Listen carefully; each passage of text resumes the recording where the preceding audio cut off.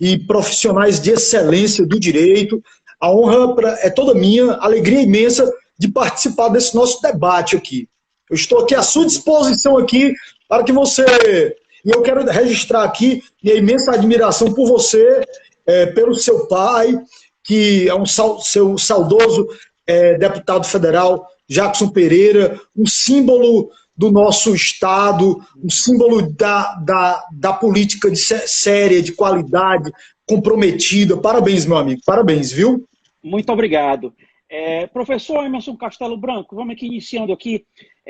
Nesse momento de pandemia, né, é algo assim muito inusitado, né? É algo assim que ninguém esperava, chegou assim, e tem defensores, né, que defendem, tem profissionais do meio jurídico que defendem a aplicação de uma aplicação mesmo no âmbito administrativo, no âmbito...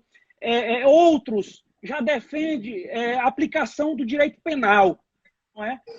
Como é que o senhor vê essa questão do direito penal nessa questão da pandemia, professor? Bom, meu amigo, eu sou a favor, grande Rodrigo, do direito penal mínimo, né? Eu sou a favor daqueles princípios do direito penal, fragmentariedade, intervenção mínima, subsidiariedade. Eu acho que o direito penal, ele somente realmente deve ser chamado quando qualquer outra medida, qualquer outra solução não surta efeito. Então nós temos sempre que procurar reduzir os danos. Você não pode aplicar direito penal de uma forma indiscriminada. Sempre nós temos que procurar reduzir danos. Por exemplo, você encontra um pipoqueiro numa praia descumprindo o decreto, numa praia, numa praça. Antes de, por exemplo, a autoridade pública, a polícia ou a autoridade de vigilância que foi disponibilizada para o local, seja do Estado, seja da Prefeitura, antes, por exemplo, de falar de crime de desobediência, eu acho que deve se tentar um diálogo. Meu amigo, você não pode estar aqui, e ele vai argumentar, mas eu preciso sobreviver, eu tenho que vender minha pipoca, porque eu não tenho dinheiro em casa para dar comida para os meus filhos. Então eu acho que o Estado tem que tentar um diálogo sempre, antes de buscar a polícia e antes de buscar o direito penal. Nesses casos, principalmente que nós estamos vivendo de calamidade, nós vamos precisar muito equilíbrio, porque nós temos situações que, veja, imagine você levar para a delegacia um pipoqueiro para ser autuado, ou você levar aquele dono daquele mercadinho, a pessoa humilde, não é um dono de um supermercado, não é uma rede de supermercados, é um dono de um mercadinho, uma pessoa humilde. Imagine você levar essa pessoa para a delegacia para ser autuada pelo crime de desobediência ou para ser autuada pelo crime do artigo 268 lá do Código Penal, que é crime contra a saúde pública, né? Então, eu acho que é preciso muito equilíbrio. Para quê? Para tentar evitar o direito penal. Até o próprio delegado de polícia, caso a pessoa seja encaminhada à delegacia de polícia, tentar evitar uma autuação,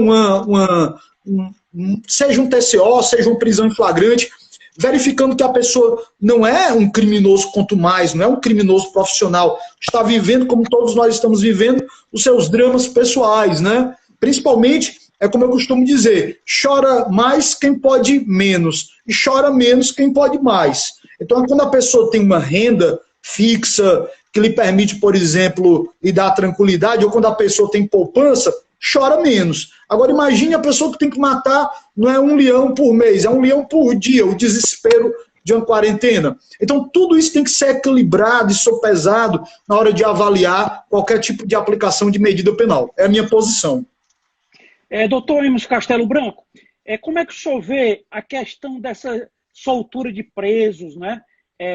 Uns defendem, uns são contra a soltura, outro, inclusive o ministro Sérgio Moro no início foi contra, né? Como é que o senhor vê essa questão? É uma questão bastante controversa, polêmica, mas principalmente é uma questão que parte de muita desinformação. Como assim desinformação?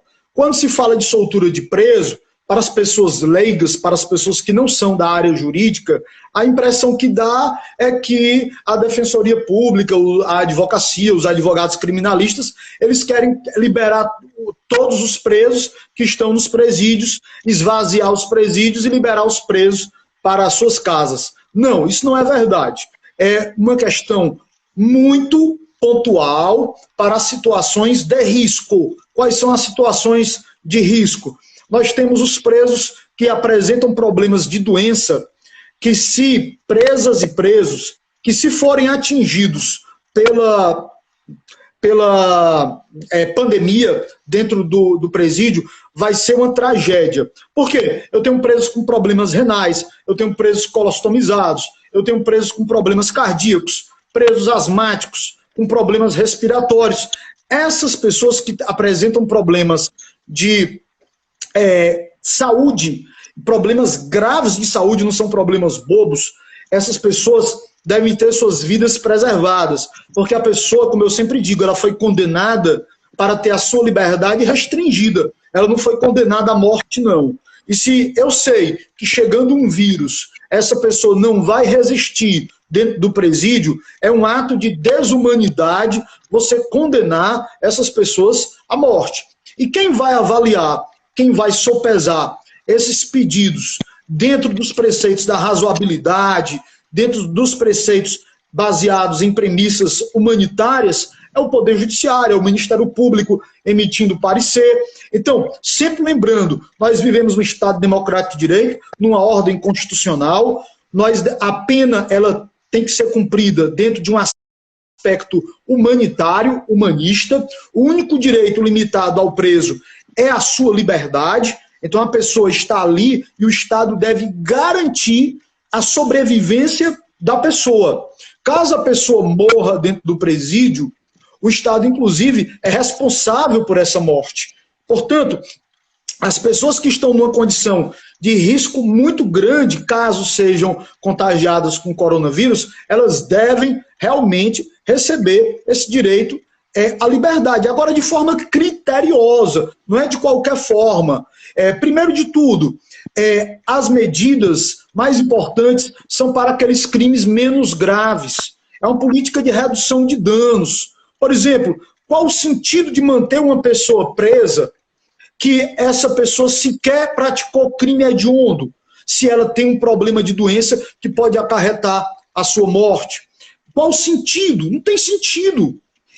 Nós temos também presos que são pessoas idosas e que não vão resistir ao vírus. Aí você pode estar me perguntando, e muitos se perguntam, como pode, numa situação como essa de quarentena, nós nos preocuparmos com presos? É porque nós temos que nos preocupar com todas as pessoas, não é só com A, B, C, D. No Estado Democrático de Direito, todas as pessoas importam, inclusive as pessoas que estão presas, inclusive os moradores de rua.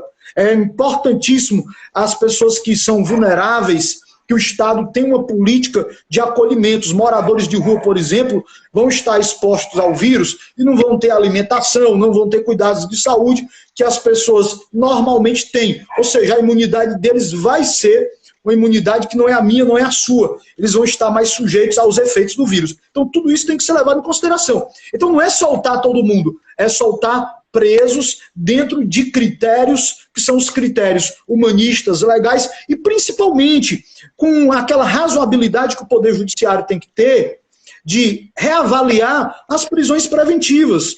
Poxa, será que essa prisão preventiva ela é necessária? Vamos ver o tipo de crime. Qual foi o crime cometido? Será que tem necessidade de manter a prisão diante desse crime? Esse é o ponto.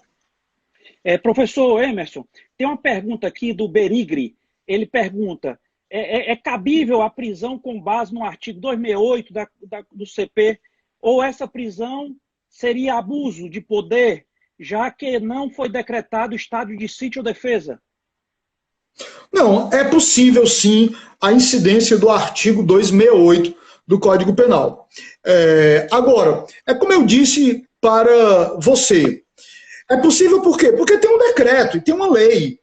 Então não adianta, não é uma questão de faculdade. Peraí, calma aí, vamos aqui fazer uma festa e abrir as portas para quem quiser exercer a sua liberdade. Vamos aqui, eu quero abrir o meu comércio hoje, eu vou abrir, ninguém me impede. Não é assim. Então, existe uma lei que impede as pessoas de fazerem festas, de se reunirem em ambientes públicos com aglomerado de pessoas.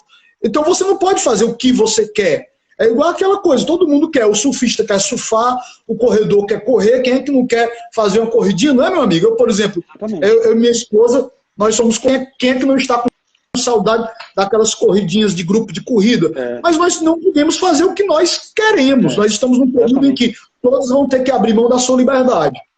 Professor, tem uma pergunta aqui do Saulo. Não seria melhor proibir temporariamente as visitas?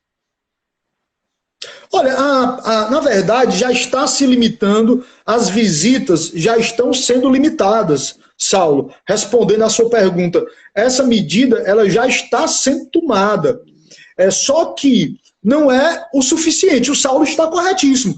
Tem que restringir a visita nesse período com razoabilidade? Tem. Não é apenas por uma questão de a saúde do preso, a saúde da família dele. Por exemplo, quando você tem dias de visita nos estabelecimentos prisionais, todo mundo sabe como é que é. Fica lotado de pessoas.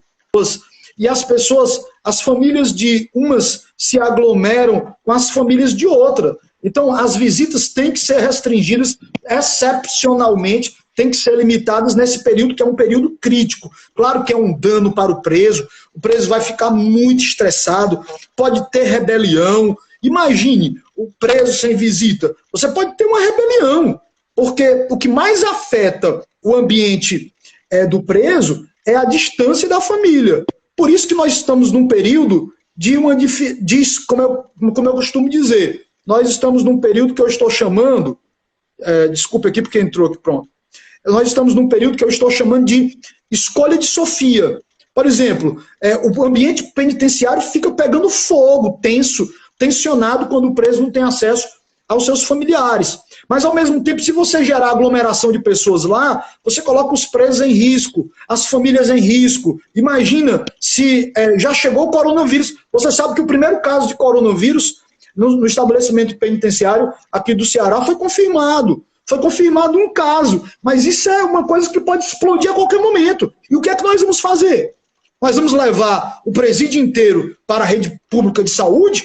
Então, vamos montar hospitais de campanas dentro dos presídios? O fato é que nós vamos ter que agir para salvar a vida dessas pessoas. Né? Como eu disse para vocês, ninguém pode ficar para trás. Nós estamos no Estado Democrático de Direito. Professor, tem uma pergunta aqui do Fernando Machado Santos. Independente do crime,